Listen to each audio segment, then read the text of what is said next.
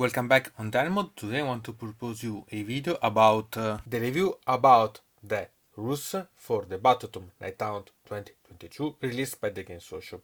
I want to remind you that this is only a part of videos related about the Nighthaunt. You can find everything in the playlist in the description, so that with the facts and so on and other analysis, the unboxing and so on about such Battletome, you can find everything in the same position that it's the playlist itself. So now we can go to see about such rules and have a better detail about. And now we can begin with the battle traits. The first one that we see is about the Nighthaunt Processions. These are a sort of thematizing of the armies that you can gain, so that you pick one of the subfaction for your army, and all Nighthaunt units, so the unit with the keyword Nighthaunt in your army, gain the keyword of that subfaction, and you can use the allies abilities for that subfaction. We have 4 available, and if a unit already has a different subfaction keyword on its Warscroll, you cannot gain another one, so you cannot have a same unit with 2 different subfaction keywords, and this does not preclude anyway you from including the unit in your army, but you cannot use the allies abilities for its subfaction. So you can include another one subfaction with another subfaction that it's the theme of your army, but you can't use the battle trait general one and so on. You can't use the specific rules of that subfaction with another subfaction as the main, so pay attention about this. And we have 4 of these Nighthaunt protection available.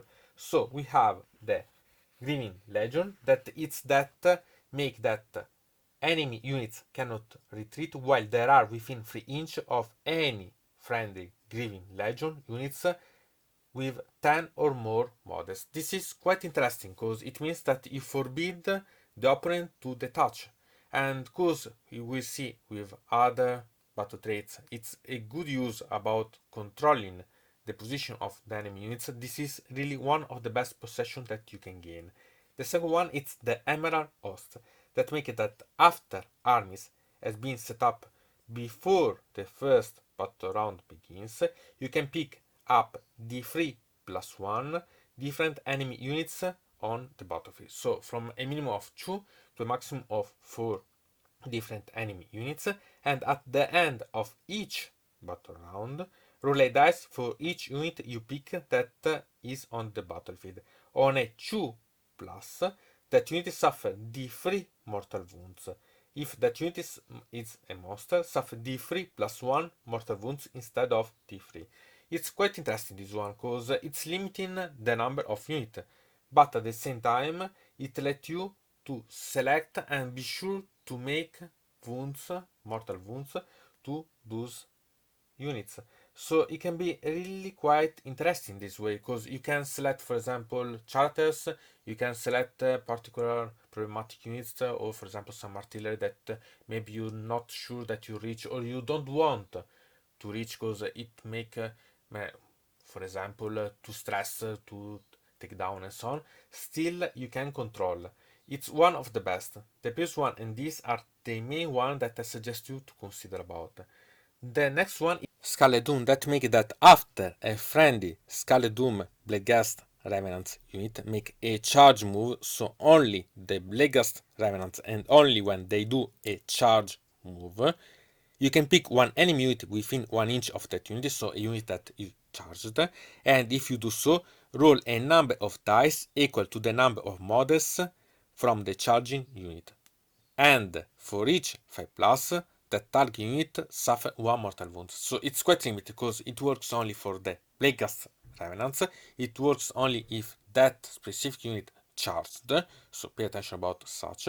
And you count the number of models that charged, so the unit that's charging of the Bladeghast Revenants that are charging the number of models, and you had to roll a 5 plus for each of such models that charged, and so only then you can inflict a mortal wound. So it's really quite limited, and I think that it's a bit of pity about it, because it's quite limiting as option about having such type of procession applied.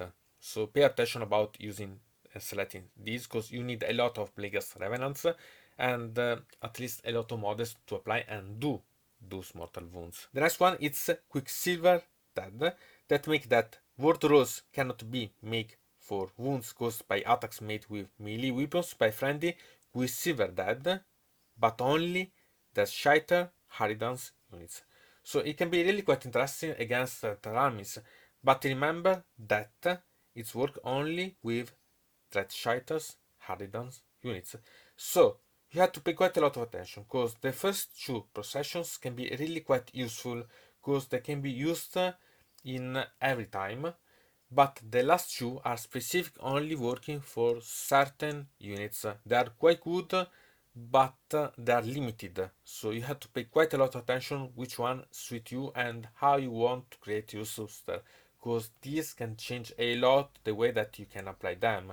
Moreover, I had to admit that sincerely these processions as subfaction are really quite not awful but limited, because if I think about the Subbreakers or the Osterbo Reapers, they have really a few amount of things. So even if we consider about the Flesh Eater Kurz, we have really few rules and they are not so great. We don't have a specific command ability for each of these possessions. We don't have a specific object. We have only an ability for each of these ones. So I think that it gives you a bit of not so great attachment to a certain possession. Okay, the main battle traits perfect suit everything, but still I think that it's missing something, and I think that it's a bit of pity, because it make perceive the button of the Nighthaunt a bit less than it should be its worth, so it's a bit of pity in that way. And then we have Aura of Dread, that make enemy units are terrified. Remember such time because it's really useful and we'll see later about. While there are within 3 inch of any friendly Nighthaunt unit. So remember that it's practically when they are in combat. While a unit is terrified, it cannot issue or receive the Inspiring Present command. So it's perfectly done, because it means that you forbid the applying of the Inspiring Presence, so that you make always make those unit test. So it's quite important about this. This ability has not effect on Nighthaunt units, so on other Nighthaunt units, and it's perfectly suited. This goes to combine perfectly with the Ethereal that we see right after. But if you think about the ones that we talked about before, it's perfectly suited with Procession, because you forbid your opponent to retreat with the Grieving Legion, or think about the Scarlet Doom, because you are able to make that combine Scarlet Doom and the Ethereal. You can detach, charge, make wounds and so on, mortal wounds thanks to the charging and so on, and then forbid the Sparring Presence, so those wounds are heavy on those specific units. So I think that it can be really quite interesting. This is something that combine perfectly, and there are also some other things that we see later that make you really appreciate even more such option. So it's something that you have really to remember about, because it's perfect suited and good to combine perfectly. Also, even discharging the one about the possessions with the other battle trees to a perfect combine. So it's something that you have really to remember the term terrified, because it will be really your safeguard when you go to play. And then the base of a Nighthaunt army, that it's Ethereal. So friendly Nighthaunt unit has a word of 6+. So this is the one that usually with the undead brings the word save. Here we have in this, but it's not the only effect. In fact, we have that in addition, friendly Nighthaunt unit can retreat and still charge in the same turn. So remember, can retreat and charge. It's perfect. Moreover, if you combine with Procession, as I said before, as the Scarlet Doom, for example, that can be really quite interesting, and Terrified of the Hour of Death that I took before. And in your modified positive and negative, so it means that you can't have any debuff to the armor save, but you can't also gain any positive one to the save roll for attacks that target friendly Nighthaunt units. So it can be really quite interesting because you have the armor that is that it can be changed, but you are sure that you have always that save. You have the war save that it's not on range of charters on every unit has that war save automatically, so it can be really quite interesting. And you can retreat and recharge. It's really an amazing battle trait that you have to remember because it's the base of your army. This it's the one that really you can talk and see that it characterizes your army. So pay attention about such. And then have Discorporate, that it's the command ability specific for the Nighthaunt. But remember that it's not like the Ossebo Reapers that you can use it multiple times. You can use it only once per turn. So remember about this. Anyway, you can use this command ability when a friendly Nighthaunt unit is picked as the target of an attack in the shooting or combat phase. So at least you can use twice in a turn at least. And that unit must receive the command. That unit has a word of 5+ instead of the 6+ until the end of the phase. So it improves the word save that you gained with the Ethereal. And it's not bad at all. But remember that you have to pay attention which unit you select because you can use only once per turn about this. So it's really quite important to select the unit that it has to receive this. Pay attention about such. And then we have a new one that is quite interesting as battle trait, that it's Wave of Terror. After a friendly Nighthaunt unit finishes a charge move, so only after the charge move, you can look up to the unmodified charge roll for the charging unit on the Wave of Terror table that we took right after, and pick one enemy unit within 1 inch of that Nighthaunt unit. So for each charge you can select only one enemy unit, and then apply the relevant effect from the table to the enemy unit. If you prefer, you can pick an effect from a lower modified charge roll. So if you made a higher roll, you can choose which one to apply. And remember that, as the senior note before to talk about the effect themselves, an enemy unit can be affected multiple times by Wave of Terror effect as long as each effect is applied by a modified charge roll for a different charging Nighthaunt unit. So it can be really quite interesting.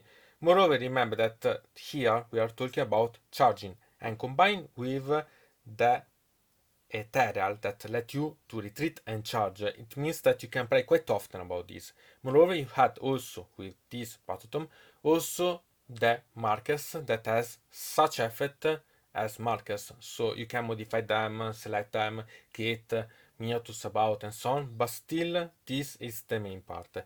And these are the effect from 4 to 7, so from 2 and 3 because you roll 3 dice, you don't have any effect. So you have from 4 to 7 Shriek that make you subtract 1 from hit rolls for attacks made by that unit in the following combat phase. So it means that you really decrease the potential of that opponent unit to hit you.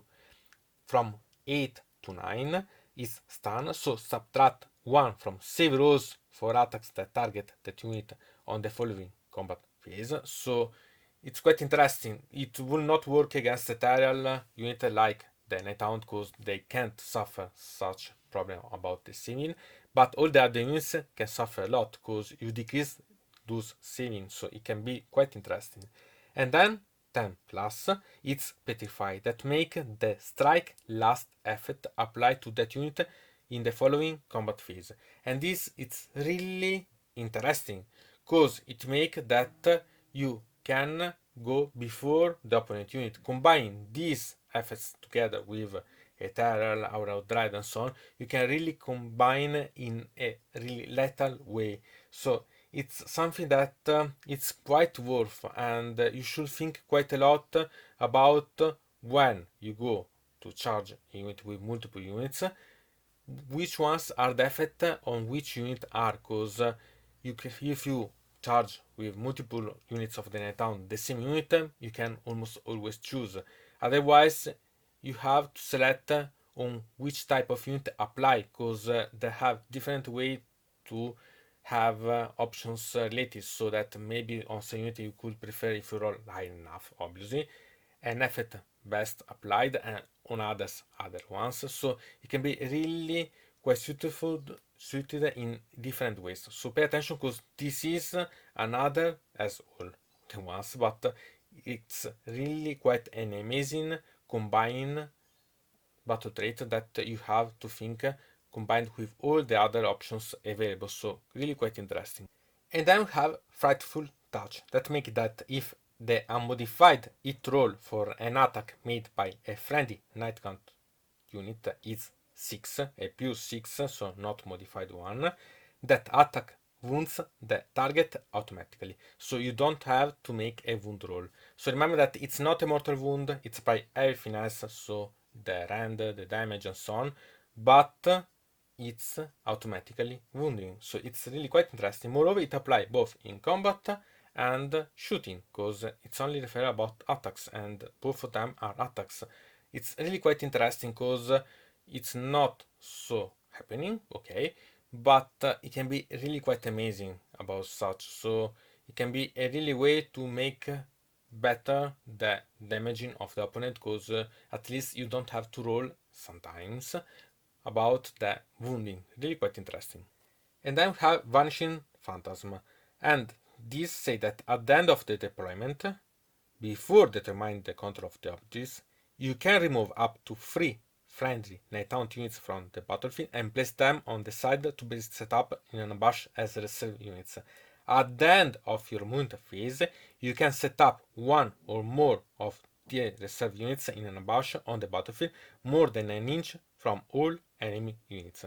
This is really quite strategical and tactical ones, because you have to remember that it's after the deployment, so also after your opponent deployed the units. So it's really quite interesting, because it makes that you can deploy the units in the way that your opponent has to keep the distance, because the way you have the battle plan and so on, but more it's a way that you forbid maybe your opponent to control the objectives eventually, if it will be deployed in a certain way. So it can be really quite interesting. Moreover, you can then remove these units, maybe that they are too exposed to the opponent charge or to the opponent shooting and so on, and put them on reserve, so to recall after, because you don't have a turn when they have to come back. You have to do this before the fourth turn, obviously, to not risk to lose them and so on, but you have the control of when you can need or so on. You can also need this unit eventually to control an objective successfully, because you can make, for example, advance and so on your units and so on, and then recall one unit that you put on reserve to counter an objective that you made back, so or that it's forbidden or it's not reachable quite soon or so. So it's really quite interesting about such, and also it can be used as a sort of way to threat your opponent, because okay, you have to be more than an inch from enemy units, but you have also to remember that the opponent always risk a charge, or risk to be exposed to other options, so or risk to be having a unit that can't be left there aside or so on, because those units are eventually exposed to the unit that you have in reserve that can target them. So there are a lot of things that can be really quite useful to think about such, because it's tactical and strategic, quite nice battle traits to use. And then we can move to the command traits. The first one that we see is Lingering Speed, that make it this genre as a word of 4 plus for damage inflicted by mortal wounds. So it means that you have two different type of words. The one granted by Ethereal, that it's a 6 plus against everything, and only against mortal wound 4 plus. So you have to decide if it's worth or not, because in some way, if your opponent has a lot of mortal wounds, it can be a good thing to preserve your general, but at the same time, it's working only against mortal wounds. So if you suffer every other type of wounds, you simply have a normal 6+. So it's up to you to decide, but I don't consider it really quite good. And then we have Terrifying Entity. That it's really quite interesting because enemy units are terrified. Remember the one that we've seen about the battle traits Hour of Dread? If they are within 6 inch of this channel instead of 3 inch for the purpose of the Hour of Dread battle trait. So remember that it's really quite important because it means that you don't have necessary to be in close combat to apply. So you only need to be within 6 inches, so you only need that the model take a part of one model of those unit to make that Hour of Dread it's applied. It's really quite interesting because it means that eventually you can damage by shooting on sun and those units can't apply Inspiring Presence. So it's essentially one of the common traits that I'll look at because it's something that it's one of my first choices in these common traits that I select for my Nighthaunt. And then we have Ruler of Spectral Host that make once per battle, remember once per battle, at the end of your moon phase, you can pick up one friendly Nighthaunt summable unit that has been destroyed, and after you pick a unit that's been destroyed, roll a dice. On a 4+, a new replacement unit with half of the model from the Nighthaunt that was destroyed, rounded up, is added to your army. Set up that unit wholly within 12 inch of Steam General and more than 3 inch from enemy unit. So it's a way to put it inside a range that it's from the general and not in close combat, but then you can charge, so simply you have to put it in a strategic way. So I'm a bit conflicted about such command trait because in some way it's really good because you can recycle a unit that maybe you sacrificed or has been damaged and so on, maybe that you need that unit, that it's summonable. Remember that it's only the summonable ones, but at the same time it's something that it's quite risky because it's only once per battle and it's a 50% chance because you have only a 4+ to use such command trait. So it can be really quite useful, but at the same time quite problematic because you risk to use and select such command trait to gain nothing. If you can gain, you gain half of a unit free for charge, so that you can really use that then to contest objective, to make that you can charge and support your units, to make a lot of different things. So it's quite strategical, but it's quite risky. So it's something that you have really to think about choosing such type. Obviously, you have to have destroyed summonable units of the Nighthaunt to apply such. So there are some conditions that it can be quite easy but quite problematic to make it a good effort to select such. So it's good, but think about when you select this. And then we have Hatred of the Living, so that you can reroll hit and wound rolls for attack made with melee weapons, only melee, by the genre that target an enemy unit that does not have the death keyword, because it's Hatred for the Living and the death unit are not living unit. It's simple but interesting, so it's up to you decide if it's worth. It's a simple one, but you have to think about. And then have Spiteful Spirit, that at the end of the combat phase, if Dijan was allocated any wound that were not negated during that phase, you can roll a number of dice equal to the wound characteristic of this general, and for each 4+, each enemy unit within 6 inch of the channel suffer one mortal wound.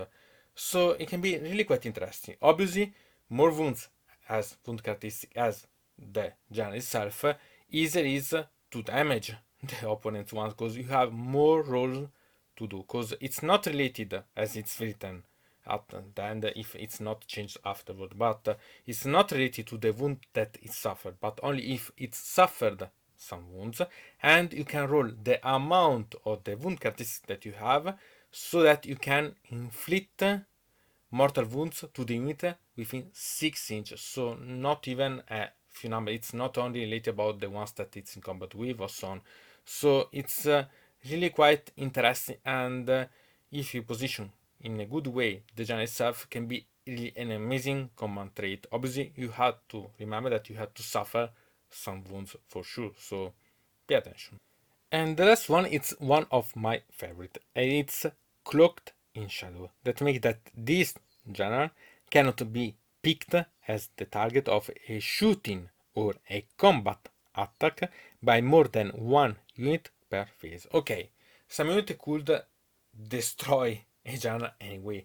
Still, it means that you are sure that if you are good to positioning the opponent's zone, you can't be mass killed by the opponent, because only one unit each time that it's shooting or combat can target these models. So I think that it can be really quite interesting to select as a command trait. And then we had the artifacts of power with three different categories. And the first one that we see is Relics of the Underworld. The first one is Cloak of the Waxing Moon, that make you subtract 1 from the attack characteristic of melee weapons that targets the bearer to a minimum of 1. The second one, that is my favorite about this, it's Pendant of the Fell Wind, that make you subtract 1 from wound rolls for attacks made with melee weapons, only melee, by enemy units while they are within 3 inches of the bearer. They don't have to target the model, but they are the units within 3 inches, so in combat, and it's a good way. And you can think about using, for example, this combined with the Cloaked in Shadow. You can think about what happened with the Malus that can gain from the Wave of Terror eventually, so that you can gain a lot of digital bonus combining a lot of different options. So it's really quite amazing, this one, if put in the right way. Then we have Midnight Tome, that it's wizard only, and once per battle, so remember that it works only once. If the bearer attempts to cast a spell that would summon an endless spell, the spell is automatically cast with a casting roll of 12 that cannot be modified. You don't roll any dice, and it cannot be unbound. So you are having a for sure summoning of an endless spell. So this can be really quite useful if you are able to gain the use of another artifact power, and you are going to select for your rooster another spell. I think that this is quite interesting, because you are sure that when you want that this and the spells move and works, you are having it move and works. So it's really quite interesting, and so I suggest you to really think, okay, you need obviously a wizard, you need to think about and so on, but even if it's a single use artifact, it's worth its use and selection. Obviously, if you are planning to have end spells, so pay attention about such. And then we have the weapons of the damned as artifacts. The first one is Shadow's Edge. You have to pick one of the melee weapons of the bearer, and if the modified wound roll for an attack made with that weapon is 6, that attack inflicts the 3 mortal wounds on the target, and the attack sequence ends. You do not have to make wound rolls or save rolls. And here you have to ask yourself one thing. If I have yet done the wound, I don't have to do other wounds roll, because it's mortal wounds, as the save rolls doesn't apply against the mortal wounds. So okay, I think that it will be correct maybe in a fact that it should be the hit roll instead of the wound roll to apply it better. Anyway, as option to apply perfectly such, you have to have a model that has a great number of attack with at least one of its weapons to realize those 6 that you need. Then we have Reaper of Sorrows, that make you pick one of the bearer's melee weapons. Before the bearer attack with that weapon, pick one enemy unit within 1 inch of the bearer and roll 2d6. If the result is higher than the target's bravery characteristic, that weapon's rank characteristic is -3 for attacks made against that unit until the end of that phase. that weapon's random characteristic is -4 instead of -3 if the target is terrified. But there is a problem, and it's that if an Nighthaunt unit is within 3 inch, it's terrified. So if you pick one unit that is within 1 inch, it's always terrified the enemy unit. So I don't understand why it should not be terrified if automatically, because Hour of Dread should be terrified, because it's applied only in melee. So you can't even think about the combination with the terrified with a certain distance, and so you have to apply such to be one that it's less than the 3 that regard the terrified optional by the Hour of Dread. So I don't understand. It's always a -3 practically. I can't think of situation when this can't apply and you apply the -3. And anyway, remember that you have before to pass the bravery test. Anyway, maybe I think that this will change with some factor to correct and make some difference about. Then there is the slither, that when you pick the bearer to fight for the first time in a turn, before the bearer makes a pile-in move, you can pick one enemy model within 1 inch of the bearer and roll a dice. If the roll is greater than the model's wound characteristic, that model is slain. So it works good against units that has models with a low amount of wounds, but it can be also quite interesting against models that has 3 or 4 wounds, because it can kill it automatically eventually. Obviously it's better if that model is not yet wounded, because it's even better. Still, it's quite interesting because anyway it lets you have that you are able in each turn, because it applies in your turn and your opponent turn, to have a way to kill more than the model can attack. So it's a good thing. Still, remember that there are a lot of limitations to use this. And then we have the artifact power of the category Infernal Treasures. And the first one is Light Shard of the Harvest Moon, that once per battle, at the start of the combat phase, you can say that the bearer will release the Baleful Gloom of the Light Shard. If you do so, add 1 to the attack characteristic of melee weapons used by friendly Nighthaunt units wholly within 12 inch of the bearer until the end of that phase.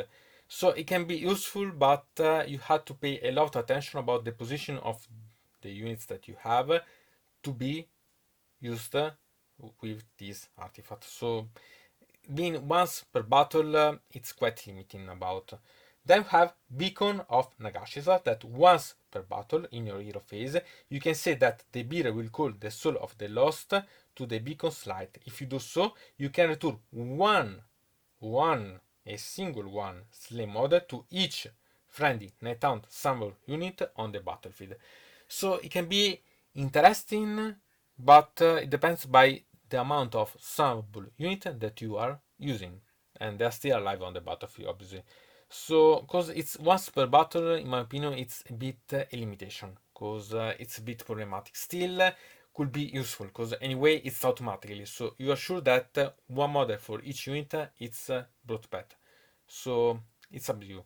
Then we have Soulfire Ring, that at the end of the combat phase, you can heal up to d6 wound allocated to the bearer if any attacks made by the bearer in that phase slay an enemy model.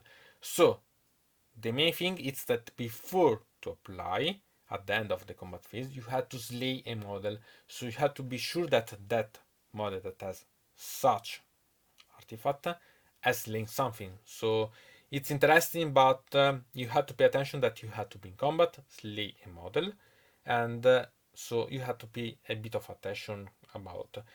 And then we have Covetous Familiar, so that enemy units that finish a pile-in move within 3 inch of the bearer suffer 1 mortal wound after the pile-in move is made. And this can be quite interesting, because you don't have to roll any dice and so on. You have only to have something that pile in within 3 inches. So it doesn't necessarily to be that you are the target of that pile in and so on. Still can be really quite interesting. But remember that you have to have units that pile in. So there is some limitation also here, but quite interesting. And then we have Twilight Lantern, that it's wizards only, and make that once per battle, this wizard can attempt to cast one additional spell that does not know from the lore of the Underworlds. So the spell lore specific for the Nighthaunt, and this can be really quite interesting because you can assign to the model other spells that you are interested about. Still, if you need one of the other spell, you can use. Okay, once per battle, but it can be quite interesting. This goes to select eventually against the Midnight Tome, because eventually you can decide to use that one so that you have the end spells, but this is an additional spell that you can cast. So you risk to fail, you risk to be see it dispelled and so on. Still, it can be a way to improve your options, and I think that it's something that I really consider to select about, because for a wizard can be a really great thing to have synergy or damaging to finish maybe some units or so on, or to support some units. So it can be really quite interesting, and really it's something that you should think about this one. And then we had the spell lures with the lore of the underworlds. You have to remember that if Nagash is part of the Nighthaunt army, he knows all the spells in the following table, but it's obvious because he generated the Nighthaunt and you know all the spells related about. Anyway, the first one that we see is Soul Cage. That makes that this is a spell that has a casting value of 7 and has a range of 12 inches, so not quite a lot. And if successfully cast, pick one enemy unit within range and visible to the cast, and the strike effect last apply to that unit until the end of that turn.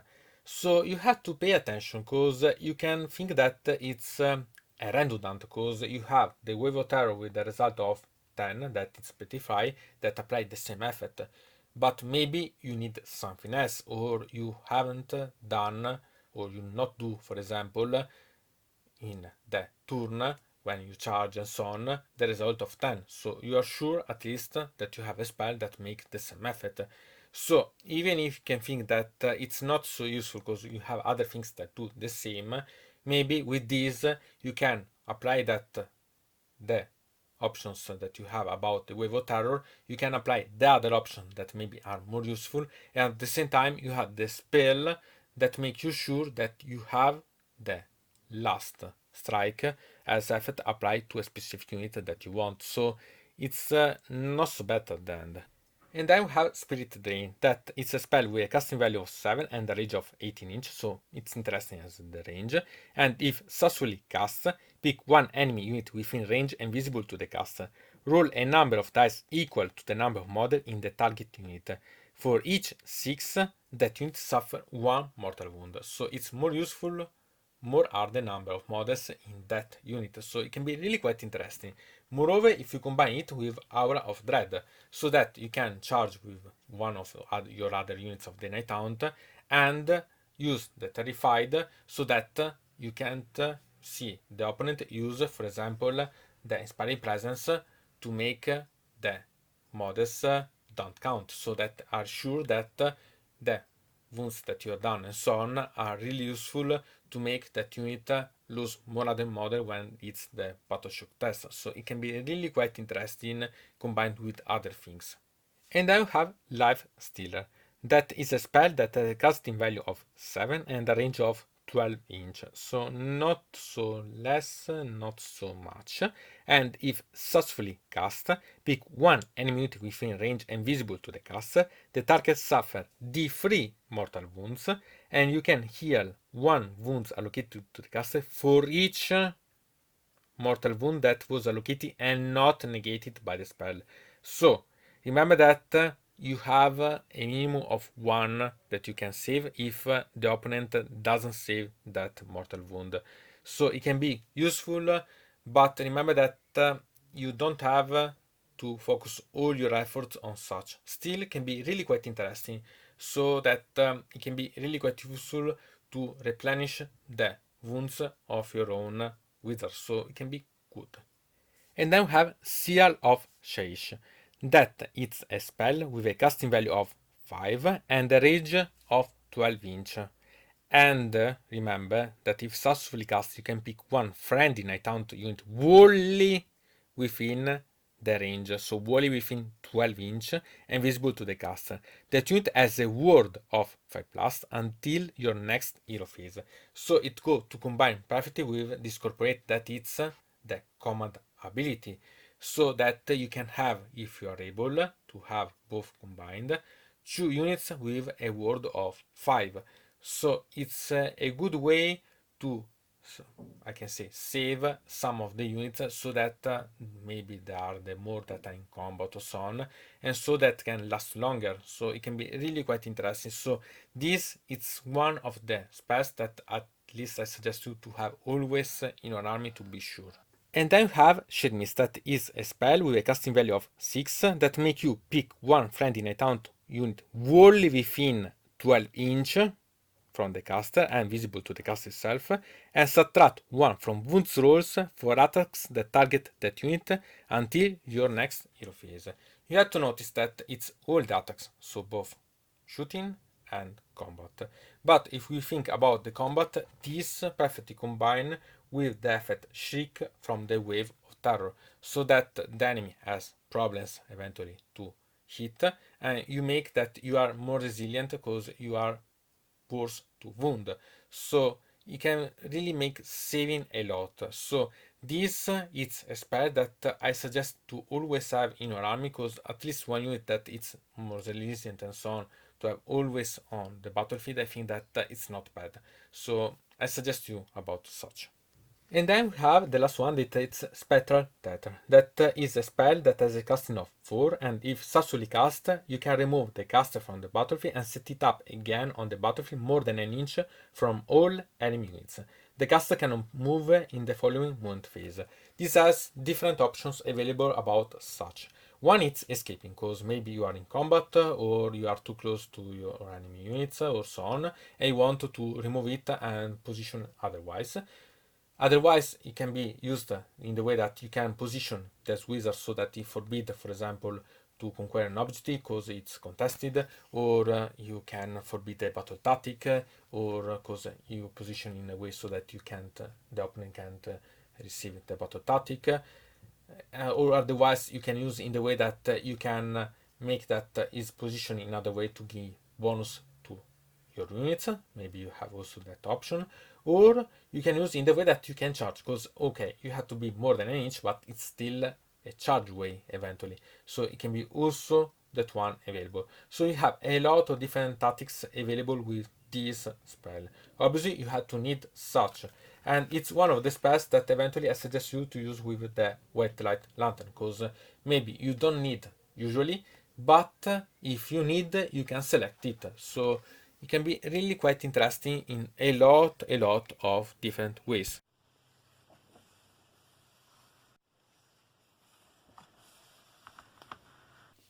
And then we have the Warscroll Battalions. We have, I should say 7, but I think that there is one mistake, because 2 are identical with different name, but they are the same.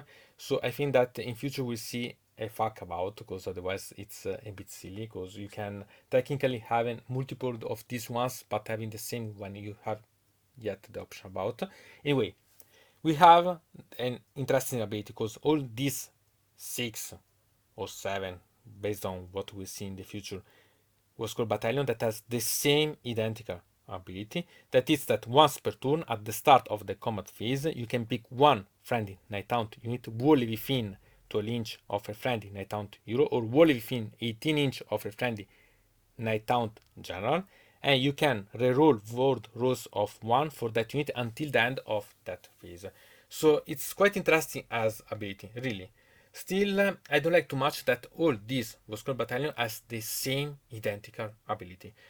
The Battletome the Nighthaunt with the Procession, and also these with the Warscroll Battalions about these Processions, give me always the feeling that it's missing, that something it's not up to enough.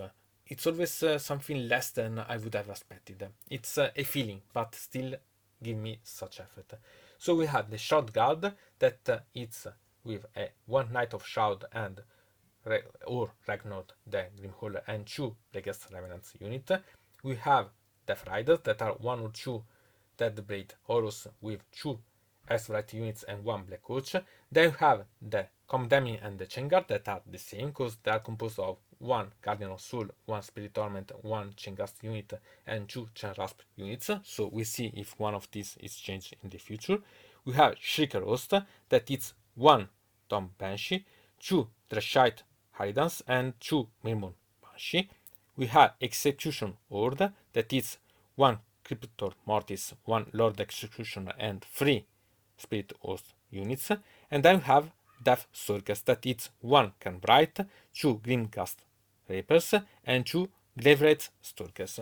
So we have a lot of different combinations, and they are really quite interesting and quite useful as Warscroll Battalions because you can use them. It's really quite easy to use such ones.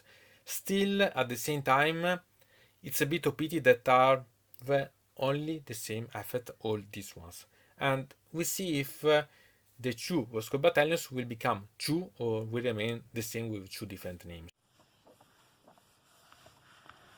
And then have the grand strategies that remember that we had to pick one of such ones to record in our army roster so that we had to follow it eventually. So we have a soul to claim that after the deployment but before the first battle round begins, the enemy unit with the highest wound characteristic is marked as the target. If more than one unit has the highest wound characteristic, you can choose which one of those units will be the target. So at least you can choose eventually, but it depends by how much wounds they have. When the battle ends, you complete the grand strategy if the target was destroyed by attacks made by a friendly summonable unit. So remember that you have to have a lot of summonable units to have such available, because otherwise you risk, because if all the summonable units are killed, you can't have such grand strategy done. Then we have one similar but with a lot of difference. We have Dismantle the Brave. After the deployment but before the first battle round begins, the enemy unit with the highest bravery characteristic is marked as the target. So before we had the wound characteristic, here we have the bravery. If more than one unit has the highest bravery characteristic, you can choose which one of those units will be the target. When the battle ends, you complete this grand strategy if the target has been slain and the model chosen to be your general has not been slain. So it's different than, because before you had to slay with the summonable, the one that has the wound characteristic. Here you had to slay with every effort that unit that has the greatest bravery, or the one that you chosen eventually, but your general has to be alive. So pay attention about such difference. Then you have Fright or Flight, so that when the battle ends, you can complete this grand strategy if there are no enemy units within 6 inch of any friendly Nighthaunt unit that are contesting an objective. So it's a bit problematic, because it means that you control the objectives and those Nighthaunt as no one any contesting unit. So it's a bit problematic, this one. Pay attention if you choose this, because it's not simple.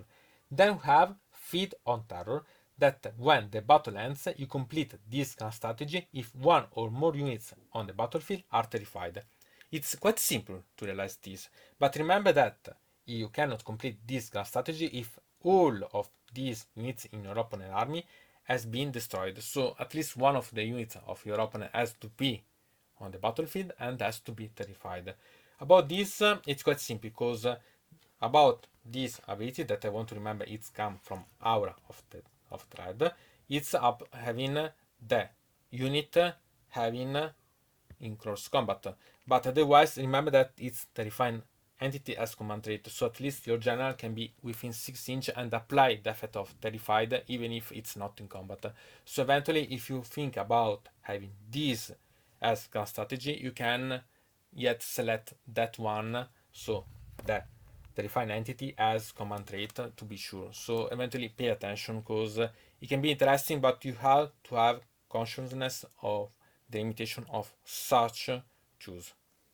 And then we had the battle tactics. We had 6 different battle tactics to choose, specific for the Nighthaunt eventually to choose from. The first one is Overwhelmed with Dread, that when you reveal these battle tactics, pick one enemy unit on the battlefield and you complete this tactic if that unit is affected by Shriek, Stun and Petrify effect of the Wave of Terror battle trait during this turn. It means that you have to apply all the 3 effects, so you have to need at least 3 to 4 units, minimum 1, to make such battle tactics working, because each unit can apply only one of the effects. You have 3 effects to apply, and one is applied with a 10 plus, and you risk with the 2 or 3 not to be able to apply. So you have to really use a lot of units on the same to be able to use such battle tactic.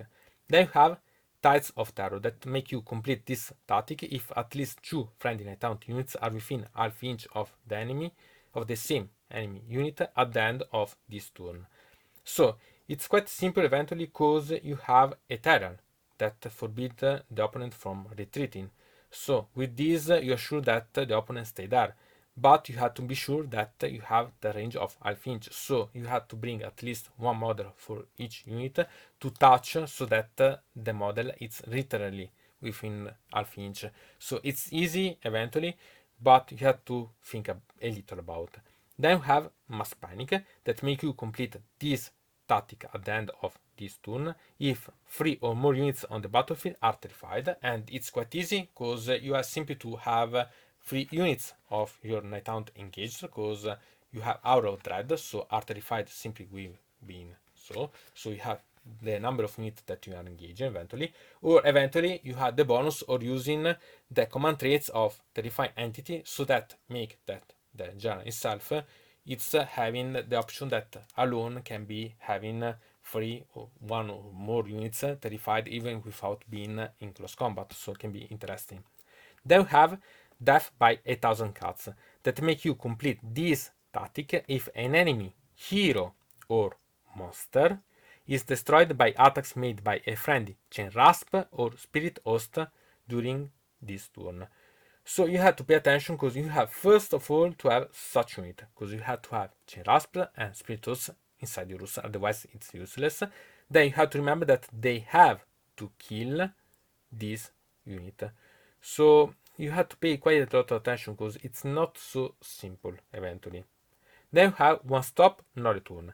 So when you reveal this battle tactics, pick one objective marker on the battlefield that your opponent controls. So first you have to steal the opponent control of this, and you complete this battle tactic if you control the objective marker at the end of this turn, and there is a friendly back coach within 3 inch of that objective. So if you're missing in your rooster a black coach from the beginning, you can't use this one. Then you have Cheeseless Nightmare that make you complete this tactic if 2 or more terrified units fail a battle shock test during this turn. Here it can seem simple, but you have to remember that okay, you have Aura of Dread, so your opponent can't use the Inspired Presence, and it's easier, but you have to make enough wounds, enough death, so that the opponent can fail the battle shock test. Moreover, there are armies or units that are immune to battle shock test. Think, for example, the Ossebo Reapers, that all the army don't do any battle shock test. So it's interesting, but all these ones are a lot related about how you compose and how you create your rooster and how you utilize them. So they are useful, they are interesting, but pay attention because there are not many of them easy to realize. So it's interesting, but pay attention. So from Dino Mode, it's everything. I invite you to put a like on this video, to subscribe to the channel, to ring the bell, and to comment this video if you are interested in something about this video or you want to suggest me some arguments for other videos. I hope to see you again to the next time.